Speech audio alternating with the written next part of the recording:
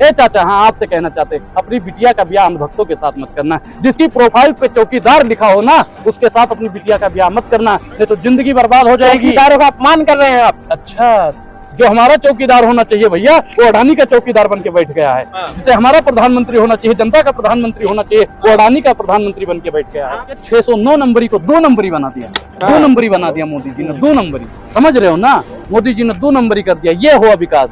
मोदी जी ने कहा था कि हम तुम्हारा विकास करेंगे, गरीब जनता का विकास करेंगे। मोदी जी सिर्फ और सिर्फ अडानी और अंबानी का विकास कर रहे हैं, चंद उद्योगपतियों का विकास कर रहे हैं। मोदी जी ने दिखाया कच्चा आम और पकड़ा दिया शिमला मिर्च। मोदी जी ने 135 करोड़ जनसंख्या के साथ में छलावा किया। मैं क्या कह रहा हूँ, बेरोजगारी के खिलाफ बोल रहा हूँ, महंगाई के खिलाफ बोल रहा हूँ, महिला सशक्तिकरण के खिलाफ बोल रहा हूँ। इसलिए मेरे साथ पीछे जनता है, मेरे साथ श्री रघुनाथ तो किस बात की चिंता, मेरे साथ राम जी भी हैं और जनता भी है। आप जैसे पत्रकारों की जरूरत नहीं है, आप जैसे लोग ही मोदी जी के तलवे हिंदू तो कहते हैं मुस्लिम को पीएम बना दो, तो इस तरह का बयान आप बिल्कुल बिल्कुल भाई, अगर देश के संवैधानिक पद पर बैठा हुआ हर एक नागरिक हिंदू है, फिर भी हिंदू खतरे में है, तो एक मौलाना को प्रधानमंत्री बना दीजिए। बिल्कुल, रंग खतरे में है, धर्म खतरे में है। ओझा नहीं, ये बोझा है, बोझ है देश पे। इस तरीके के बयान कमेंट आ रहे हैं। आप जैसे पत्रकार ही देश के बोझे हैं सबसे बड़े, आप जैसे पत्रकार, क्योंकि आप सच्चाई नहीं दिखाओगे, अच्छाई नहीं दिखाओगे, वास्तविकता नहीं बताओगे, सरकार का कुर्ता नहीं खींचोगे तो राहुल गांधी को पीएम दिखा दे। राहुल गांधी को पीएम जब बन जाएंगे तब भी आप लोग नहीं दिखाओगे, क्योंकि कांग्रेस की सरकार को कभी आप लोग दिखाया नहीं करते। देश में हिंदू मुसलमान की राजनीति खत्म करने के लिए मुझे कुछ भी बोलना पड़ेगा तो मैं बोलूंगा, मैं कुछ भी कौन कर रहा है राजनीति, कौन हिंदू? वर्तमान सरकार कर रही है, वर्तमान सरकार कर रही है। मोदी जी कहते हैं, भाइयों बहनों मित्रों, सहसंयोजकों, सांसदों, विधायकों, मंत्रियों, कार्यकर्ताओं, हिंदू नहीं मुस्लिम पे टिप्पणी करना बंद करो। फिर एक उनका वो आ जाता है, बाबा रामदेव, लाला रामदेव जी कहिए, आप कहिए, आप पूज्य महाराज जी हैं। आप तो चिन्मयानंद स्वामी को भी पूजनीय मानोगे, पूजनीय गुरु जी बोलोगे, आसाराम को भी बोलोगे। पहले वो योगी थे, फिर भोगी हुए, फिर ढोंगी हुए, अब वो लाला बन गए। मोदी नहीं तो कोई ऑप्शन तो नहीं है जनता के पास, और आप गुमराह करते तो ऑप्शन दीजिए। ऑप्शन बहुत है, आप भी प्रधानमंत्री बनने के काबिल हो। अनुराग बनेंगे प्रधानमंत्री, मौका मिला तो। साहब मैं क्या कह रहा हूँ कि आप बनेंगे राजनीति करना मेरा मकसद नहीं, मेरा मकसद है कि ये सूरत बदलनी चाहिए। मोदी जी सब पे भारी है, चेहरा चमकाना है आपको, चेहरा नहीं चमकाना, चेहरा तो भैया मोदी जी चमका रहे हैं। मोदी जी एक शेर सब पे भारी, मोदी जी का वजन कितना है बताइए पत्रकार महोदय, मोदी जी का वजन कितना है बताइए। फंडिंग कहाँ से हो रहा है? आप लगातार कांग्रेस के पक्ष में, बीजेपी के विरोध बोलते हैं। अच्छा एक चीज बताइए भैया, आपको कहाँ से आ रही है, आपकी फंडिंग कहाँ से आ रही है? हमारे तो भाई चैनल है, चैनल वाले देते हैं हमें। चैनल वाले देते हैं तो भारतीय जनता पार्टी की दलाली काहे करते हो? हम दलाली, हम सवाल करते हैं। सवाल बताइए ना, आप आय का स्रोत क्या है? आपके आय का स्रोत क्या है? आय का स्रोत एक चीज बताइए भैया, जब मौजूदा सरकार हमें नहीं खरीद पाई तो आपको लगता है कांग्रेस वाले खरीद लिए हैं? भैया मैं क्या कह रहा हूँ, बेरोजगारी के खिलाफ बोल रहा हूँ, महंगाई के खिलाफ बोल रहा हूँ, महिला सशक्तिकरण के खिलाफ बोल रहा हूँ। इसलिए मेरे साथ पीछे जनता है, मेरे साथ श्री रघुनाथ तो किस बात की चिंता, मेरे साथ राम जी भी हैं और जनता भी है। आप जैसे पत्रकारों की जरूरत नहीं है, आप जैसे लोग ही मोदी जी के तलवे राजनीति नहीं कर सकते। हिंदू तो मेरे साथ है, हिंदू तो मेरे पीछे, हिंदू तो मेरे साथ हिंदू भी हैं, मुस्लिम भी हैं, सिख भी हैं, ईसाई भी हैं। हिंदू नहीं है, हिंदू नहीं है, हिंदू तो आपका जो है आप हिंदू पत्रकार महोदय, आप कौन हो? आप कौन लगातार आप कौन हो? आप हिंदू मुसलमान, आप हिंदू, आपका बाइकआउट कर रहा है, हिंदू बाइकआउट कर रहा है। कोई धर्म तो होगा, हिंदू बाइकआउट कर रहा है, कोई नहीं कर रहा। मेरे साथ भाई मैं क्या करूँ, चारों लोग हैं तभी मैं बोल पा रहा हूँ। फिर आपको क्यों घेरा जाता है? आपको हमेशा वीडियो वायरल होती है। मैं क्या करूँ कि वो नफरती लोग होंगे जो भारतीय जनता पार्टी की दलाली करते हैं, वही लोग घेरने का काम करते हैं। आपसे सबूत मांगते हैं, चौपाई सुनाइए, ये सुनाइए, वो सुनाइए। भैया मैं क्या करूँ, जो दलाली करेगा वो तो सब कुछ पूछेगा, और सबूत देने के लिए हम नहीं पैदा हुए हैं। मानना है तो ठीक है, नहीं तो दूर से जय सिया राम। अच्छा, अयोध्या में कुछ लोग ढूंढ रहे हैं आपको, काहे के लिए? फोटो खिंचवाने के लिए बुला रहे हैं आपको, कह रहे हैं सबक सिखाएंगे। सबक सिखाएंगे? अरे भैया साथ में बैठ के लड्डू ना खिलाए ना, मोदकम जो कह रहे हैं ना सुताई होगी। अगर वो अयोध्या में गलती से चले गए, उन्होंने इतनी नफरत फैला दी है हिंदू मुसलमान करके, अगर वो किसी भी जगह चले गए ना, दिल्ली छोड़ के और कुछ विशेष जगह छोड़ के, तो उनकी वो सुताई होगी कि उनके आने वाली 4-6 नस्लें सुताई करवाना भूल जाएगी, हिंदू मुसलमान करना भूल जाएगा। समझ रहे हो ना पत्रकार महोदय? इन्वेस्टमेंट आ रहा है यूपी में, इतना इन्वेस्टमेंट आया है, आप रोजगार के लिए मांगने जाते हैं। रोजगार लीजिए, जाके काम करिए। रोजगार जिन्होंने मांगा, उत्तराखंड में सरकार किसकी है ये बताइए?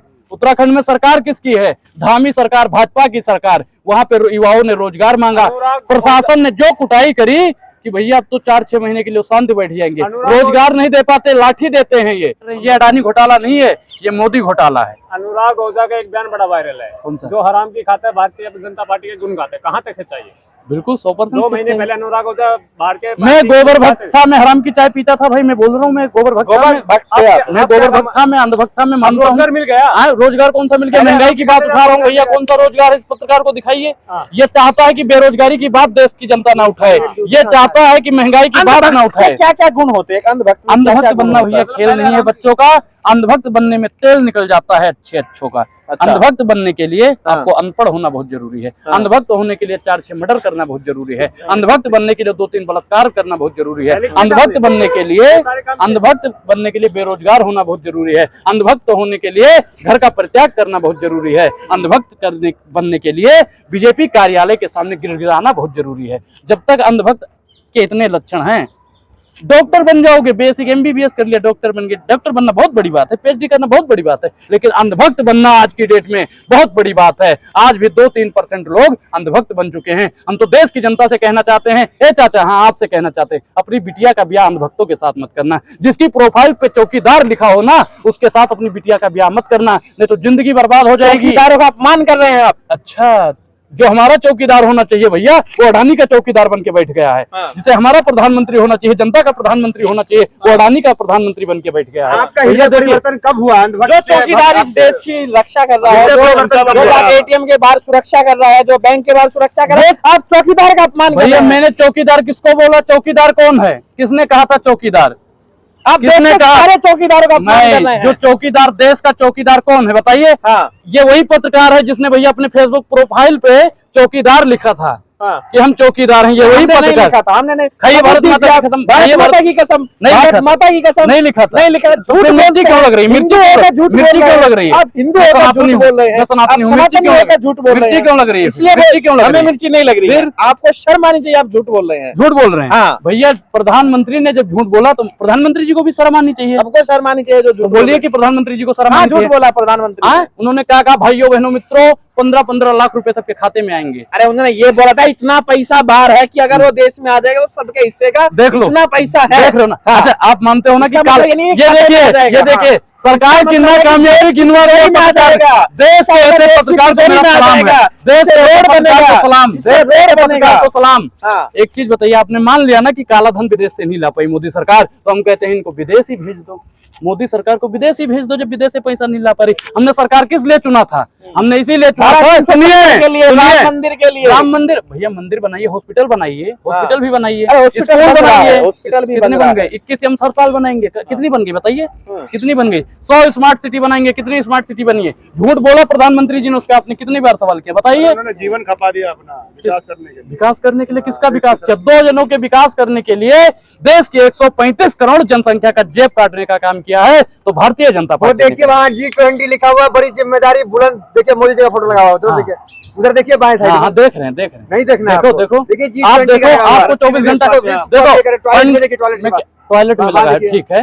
आपको फंडिंग आएगी, आप देखिए, हमें नहीं जरूरत है। G20 का पोस्टर लगा हुआ, देखिए आप देखिए, आपको फंडिंग आती है, आपको वहाँ से फंडिंग आती है। आप देखिए, हम तो भैया जो महंगाई की बात करेगा, जो बेरोजगारी की बात करेगा, जो महिला सशक्तिकरण की बात करेगा, जो किसान और जवान की बात करेगा, मैं उसको देखूंगा। मोदी से ज्यादा कोई बातें करता है? मोदी से ज्यादा कोई बातें करता है? मोदी जी ने कब किसान की बात करी? उन्होंने कहा किसानों की आय दुगनी करेंगे। मोदी जी ने भैया 609 नंबरी को 2 नंबरी बना दिया। 2 नंबरी बना दिया मोदी जी ने, 2 नंबरी। समझ रहे हो ना? मोदी जी ने 2 नंबरी कर दिया। ये हुआ विकास। मोदी जी ने कहा था कि हम तुम्हारा विकास करेंगे, गरीब जनता का विकास करेंगे। मोदी जी सिर्फ और सिर्फ अडानी और अंबानी का विकास कर रहे हैं, चंद उद्योगपतियों का विकास कर रहे हैं। मोदी जी ने दिखाया कच्चा आम और पकड़ा दिया शिमला मिर्च। मोदी जी ने 135 करोड़ जनसंख्या के साथ में छलावा किया है और इसका जवाब हम 2024 में मोदी जी को देंगे।